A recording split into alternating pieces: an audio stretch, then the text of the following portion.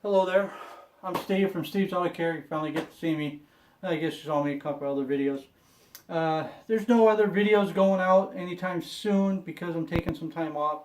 I wanted to reorganize my garage a little bit, and I had a massive job that was lined up that got canceled, so I blocked out a whole bunch of time for that job. So now I got some free time.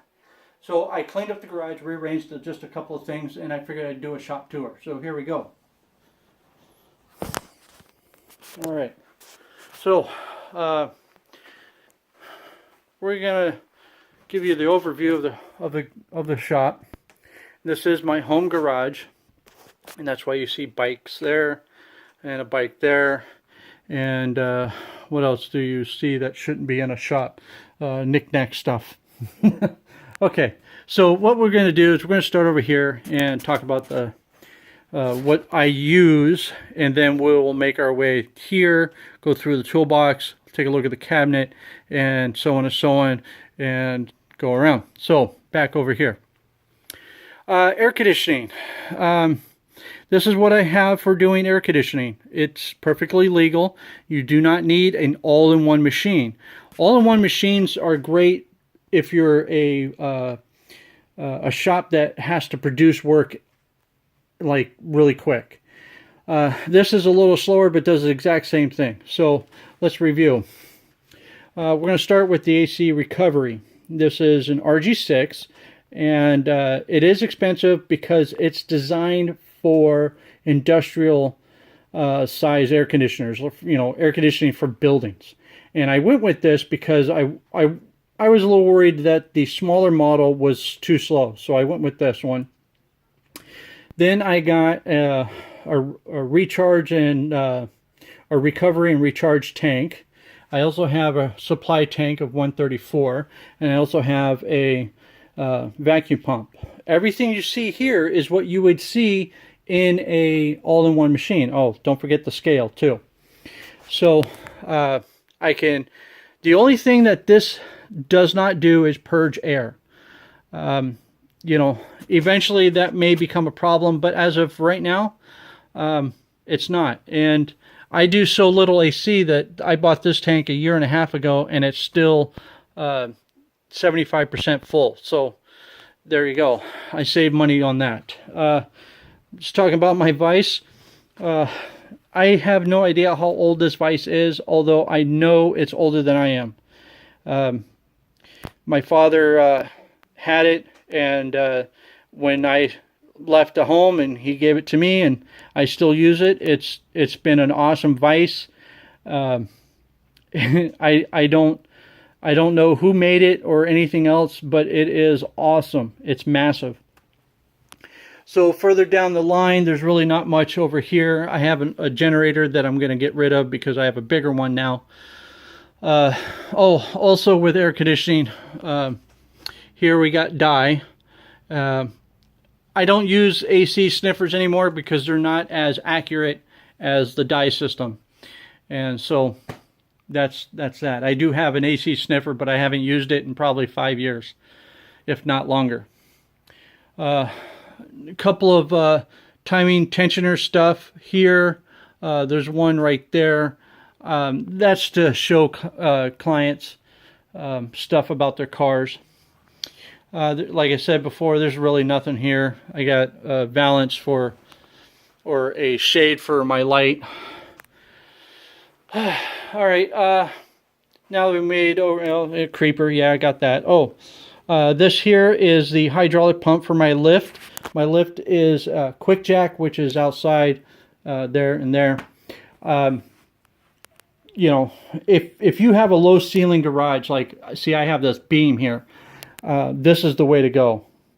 It lifts all four wheels off the ground, 21 inches. It does it all at the same time, and it locks, and it's safe. It's been a game changer for me from using floor jack and jack stands. So anyway, yeah. I do have a folding table here to give me a little extra bench space if I'm doing AC work. That really makes AC really easy. Also, if there's a massive tear down, I can separate the parts on that. But it's foldable, so it can get out of the way. So nothing really major up here, except I do have the grease gun and clamps and then gloves. And we always have to have a shop radio. And this is really a pigsty. It's normally not this bad, but I got done rearranging stuff, so I got to find homes for all this. This is a model of an engine that my son and I built, and I leave it out here because it comes in handy when describing things and showing how things work to my clients. I provide a really personalized service to my clientele, and you know, you don't just bring your car to me and throw me your keys and say Serenata. We sit down, we chat, we talk, I get to know the client, they get to know me. And so I educate them as much as I can, and most of them, I would say 99%, appreciate that extra bit of service that I provide. All right, so let's go into the toolbox. We'll start with this drawer. This is my, I kind of call it the handle drawer because everything in here has a handle mostly. I have some tools in here that I don't use anymore. Case in point, this guy. CV boot clamp tool. When way back in the day, we used to go and repack the joints with grease with a new boot and all that. And then the specialized clamp required a specialized tool. So here's another tool for GMV6. You can push down the push rods and or push down the rocker arms to get the push rods out so you can get the manifold off. Anyway, so there's that drawer. Let's go with the big drawer. Big drawer is kind of a combination thing. And that, bringing it all out, wanted to talk to you about this toolbox. Yes, it is a Craftsman toolbox. It's the biggest Craftsman toolbox that they made, and I don't think you can get this one anymore. It's part of their professional series. This came out just when they were starting the professional series. But it's 55 inches wide by 30 inches deep, and I don't think they make a 30-inch deep box anymore. So anyway, so head gasket, CO2 detector, back pressure tester, mini torch, various pressure, cooling system pressure tester caps, cap tools and whatnot. Here's a big socket that went for a Mazda / Ford 5-speed. It's a special tool used to get the I think the 5th gear bearing assembly off the transmission, something like that. Clips for doing timing belts, batteries for stuff, glass cleaner. This is just reference material that I keep on hand if I need to look up a quick spec. And this here is pictures of an engine that I did many years ago on a Ford Ranger that I used to own. We'll just go to the last one. So that was the engine that I did. And let's see, where's my finger? There it is. You'll see this toolbox later in the tour. Clutch alignment tools. I've done tons and tons of clutches over the years, so I always keep these tools. One of these days I will get the parts number list and make a catalog of them. I've been saying that for 20 years though. Alright, we did that drawer already. Wrench drawer. Now, wrenches are kind of funny. Some guys have wrenches up the kazoo. This is pretty much the bulk of what I have for wrenches. A set of SAE, a set of metric, line wrenches, and some stubbies. And then I got bigger ones in the back, which are cheap because I hardly ever use anything that big. So I don't feel the need to have 700 different wrenches. Some guys do. I'm just not one of them. The money can go elsewhere. This drawer is another kind of miscellaneous style drawer.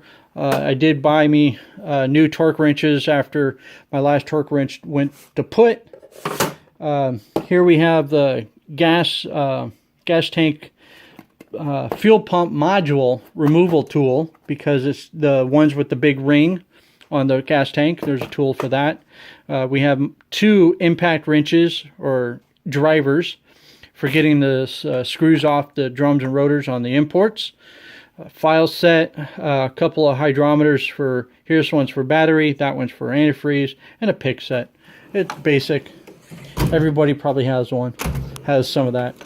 This is my brake drawer. I don't go into it very often. You know, a micrometer, or I guess you would call that a caliper, for measuring rotor thickness. And then when I used to machine rotors, we'd put a nice finish on them. Brake tools for brake drums, adjustment tools. This can be thrown away because I don't use that crap anymore. This is a nice tool to get the horseshoe clips off the drum shoes, the parking brake clip. I do have the special tool for the uni spring or mono spring on the GM rear brakes.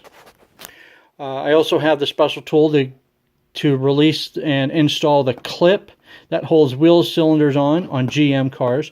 I'm starting to get a theme here. GM's requiring a lot of special tools. And then here is a ratcheting caliper reset tool kit. An older piston tool set for dual caliper or dual piston calipers. I don't use that anymore, and you'll see why later on in the tour. All right, this drawer, I call this my electrical drawer for obvious reasons. All my test equipment, or I wouldn't say all of it, but wires, some relays, picks, timing lights, remote starter, just anything that has to do with electrical or wiring will go in here. This is my hardware drawer. Now, this is 25 years of working on cars. And I don't know if you can see, this is a fresh pile. And, you know, people think, God, what is he doing, leaving stuff off? No, I save hardware. Anytime I do an engine or any major repair and there's hardware left over, I save it, because when doing this job, you will know or come across a bolt that the threads got screwed up on, or somebody put it in wrong, or you know, you need to enlarge a hole and now you need a newer bolt for that. That's where this comes in handy. This has saved my butt so many times. And when I say save my butt, it allows me to continue the job right away and not having to tell the client, oh, I got to go and I got to wait, and I got to go get hardware and so on and so on. So one of these days, again, I've been saying it for 20 years, I'm going to get a cabinet to sort all that out, but I haven't yet. All right, another drawer full of wild tools. So here's a strap wrench. You can't buy this anymore. It's made by KD. It is the strongest strap wrench tool that I know of that you can buy. And I'm sure there's somebody out there who'll prove me wrong, but that I know of. Also, what you see here are test parts. These are all known good parts, and we use these to quickly diagnose an electrical problem. If I can plug in a known good part and get something to work, it's 99% or times faster to do it that way than to go through the diagnostic tree and test individual circuits and components. So if I can get it to work with this stuff, time is money, and people don't want to pay hours and hours of labor trying to diagnose circuits. If I can get that same problem solved with this stuff, so be it. Here's another interesting tool, a specialized GM tool for V6, late 80s to early 2000s. On V6s, they would have the rear spark plugs were kind of difficult to get to, and I say rear, the ones closer to the firewall. So this tool goes, you remove the two front dog bone motor mounts, and you insert this into one of them, and it will, let's go to the model. It will rotate the motor like this in the engine bay, and then you can reach back and get the spark plugs on the back of the motor. So that's kind of a neat tool. Again, GM. People wonder why I don't care for GM. So we do have a full-on puller set, yada, yada, yada. It looks like I'm missing bolts, but I have a bolt set here because what came with the set was all SAE, and everything nowadays is all metric. So there's a various lengths and different thread sizes and pitches and whatnot for metric and standard. So it's easier just to keep them all in there. I call this my engine drawer. We have a compression tester, fuel and transmission line disconnect tool, also AC, carburetor adjustment tool, vacuum gauge, vacuum pump. These here are for, I mainly use the smaller one, which is a 10 millimeter. That one's a 12, but it's for valve adjustment on Hondas. And then we got a big air drill and small air drill, drill bits. Those are also drill bits. We have a torque angle gauge for measuring degrees on torquing down bolts. And this here is AC compressor clutch removal toolkit, which again, I've only used that tool one time, and it was for a GM car, and it has never ever been used after that. In fact, at least by me. I know 2 other people have borrowed my that set from me to do their work. All right, we're getting lower here. This is my test equipment drawer. More test parts, known good parts of various sensors and components. This here is a cylinder leak down tester. No, it's not. That's wrong. This is a power steering pulley removal tool. GM, Ford, and I think Chrysler uses that. Pitman arm removal tool, and more test tools down there. This here is a cylinder leak down tool. We have broken sockets here.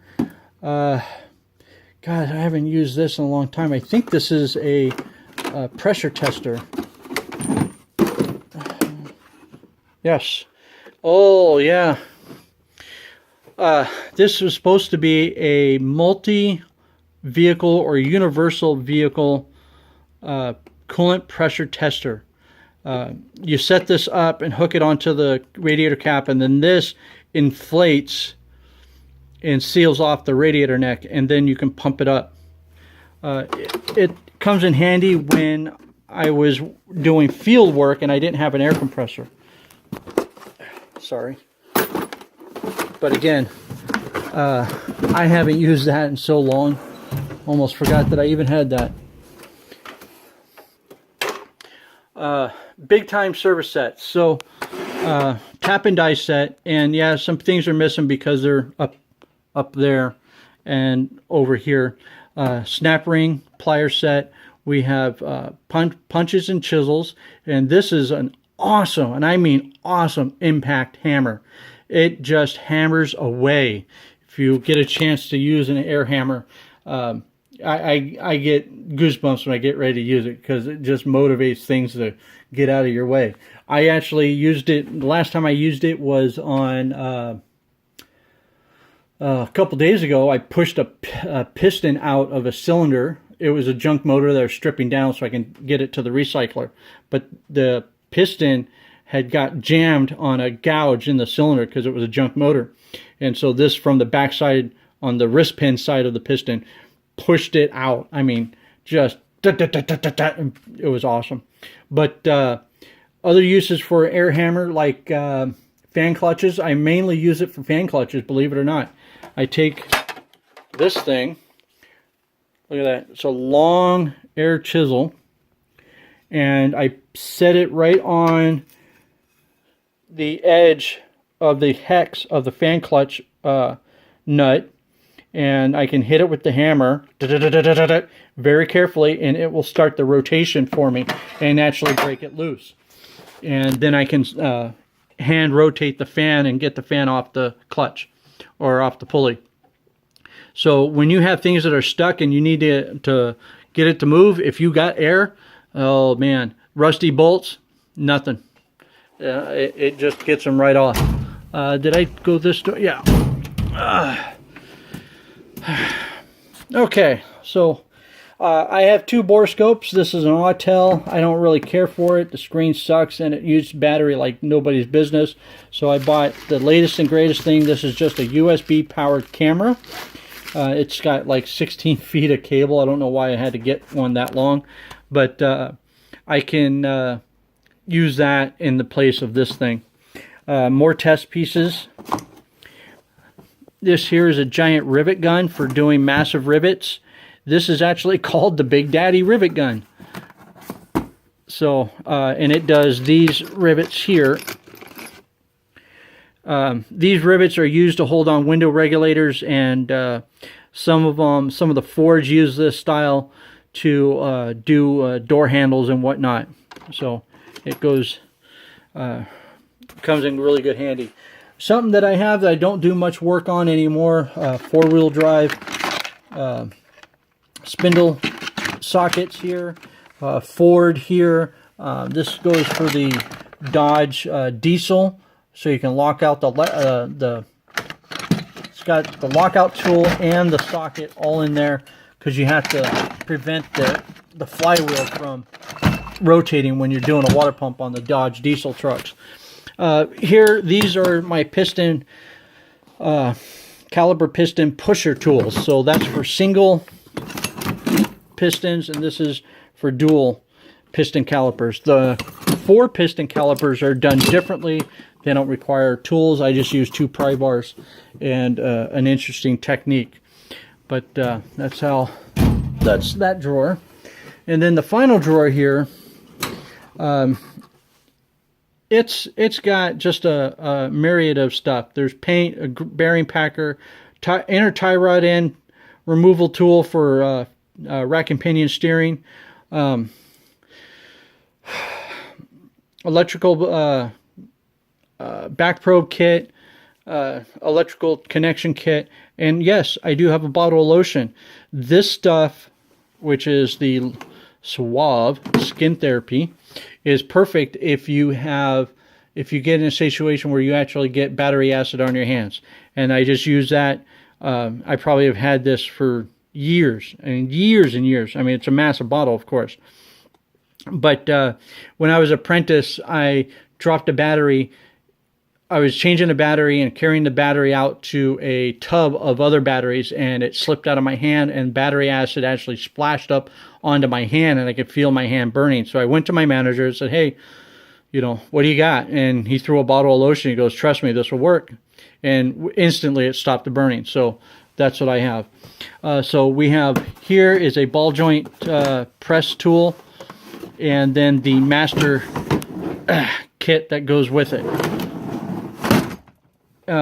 Also, here's an ignition coil for testing ignition spark problems. And that's all for that toolbox. Down there is a 10-pound slide hammer set, and this here is a 3/4 inch drive socket set from Harbor Freight, and it's a pile of junk, but they make great press tools out of them. Up here, again, I have a Torx kit that I got from Cornwell. It's been an awesome kit, so that works out. And we'll keep going on.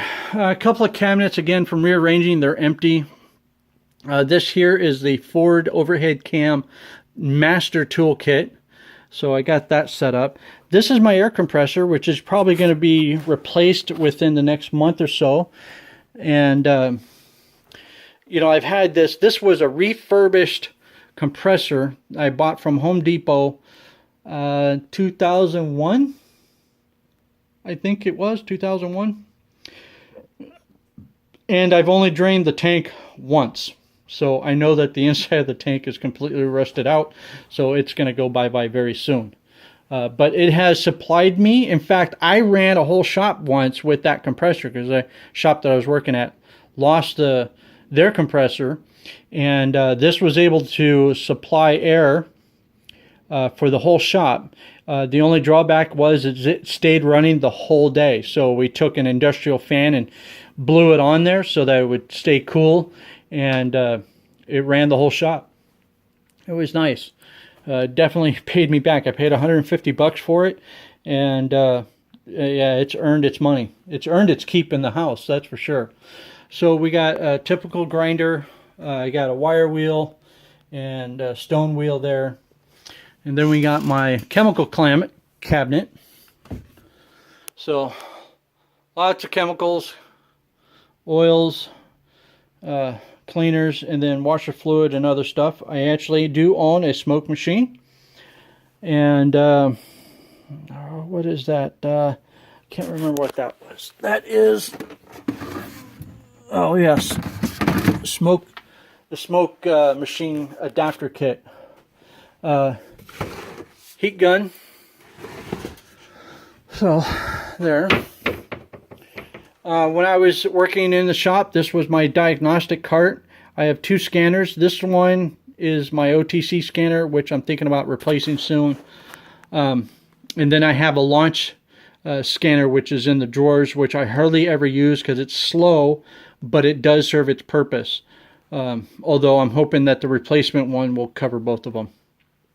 Here you see is I ran a class for kids. Let me get this broom out of the way. A shop class for kids for 3 Saturdays last year. And we talked about small engine stuff and what made small engines work and whatnot. So I developed these 2 kind of hand-on models so where we can spin this fast enough and actually get a spark out of here and measure it with a tester and whatnot. And we explained how the magnetic field is created and then broken and all that. And then this here is a hand crank motor. Pull the head off of a it's like a Briggs & Stratton, but the kids could hand crank it and get an idea of the valves, intake, opening, exhaust, and piston and all that. So we can go through the 4 strokes, and they really got a big kick out of that because it was hands-on. I do have a light bulb cabinet and an old tool cart that it's just used as a stand now. So let's go to my daily tool cart. Now, talk about tool carts, because really this is too big for my garage, and I get it, but I own it now, so there's not much I can do about it.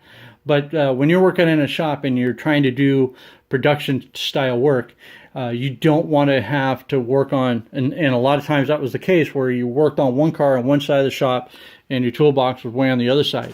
So having a tool cart that had the bulk of your daily use tools was essential, and that's where this came into play.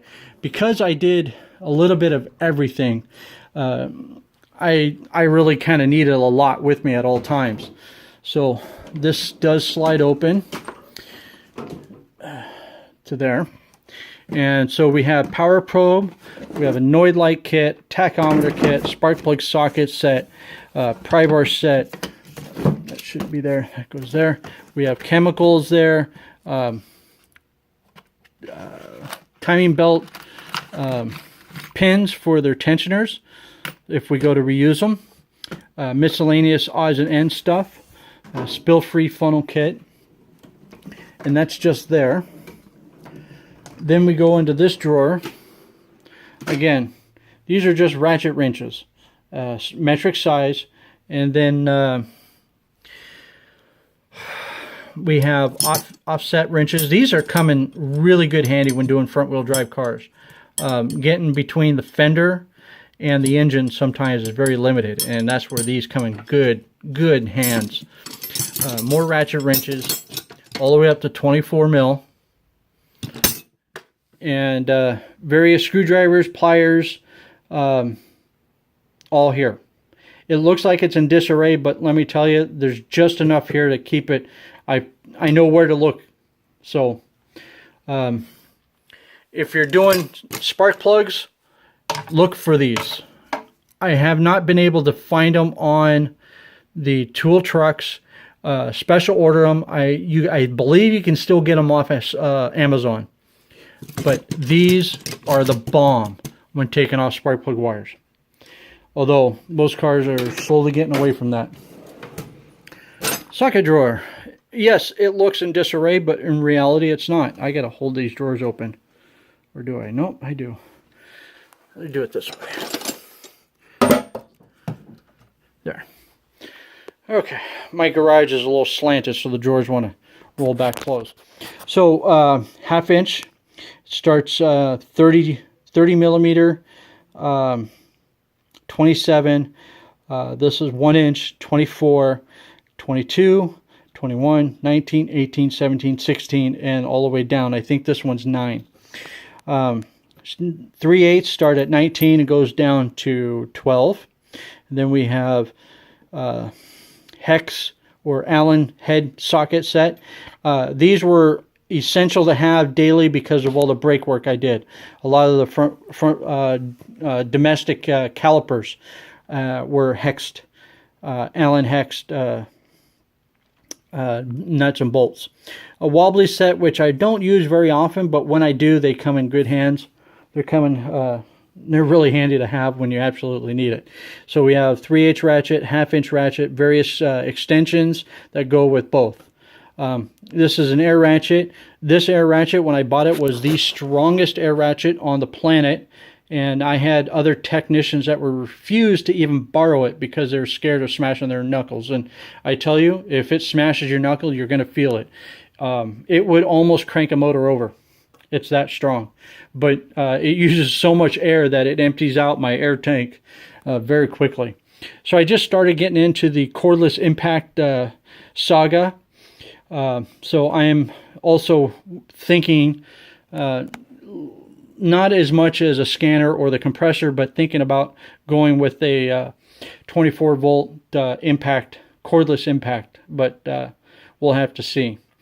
1/4 inch set, it is what it is. And let me tell you something, give you a bit of advice. These things for 1/4 inch drive are worth their weight in gold. Very flexible. And when you're doing timing belts with those 10 millimeter little bolts that hold the timing cover on, you break them loose and then you go get this thing. And with a cordless impact and that spring wobbly, I don't know, whatever you want to call it, that with a 10 millimeter head, you can't beat the time savings that will get you. So there's that drawer. And then further down, hammers and sockets that won't fit in the big drawer. And then this is a lap scope. I do have a Vantage. But we have a mini hammer, big hammer, mallet, and big mallet, and various brushes, wire brushes. And a oil filter wrench, which I think I've only used that twice. And then further down,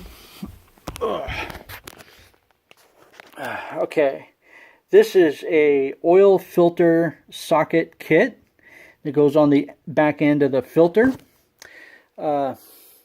This is airlift. It's a thing that turns the cooling system, a drained cooling system, into a vacuum so that you can just stick a hose into a coolant jug and it'll suck the hose or the coolant right in. You get nearly zero air in a cooling system when you use it. Now this thing is what I wanted to show you. This is an air-powered cooling system pressure.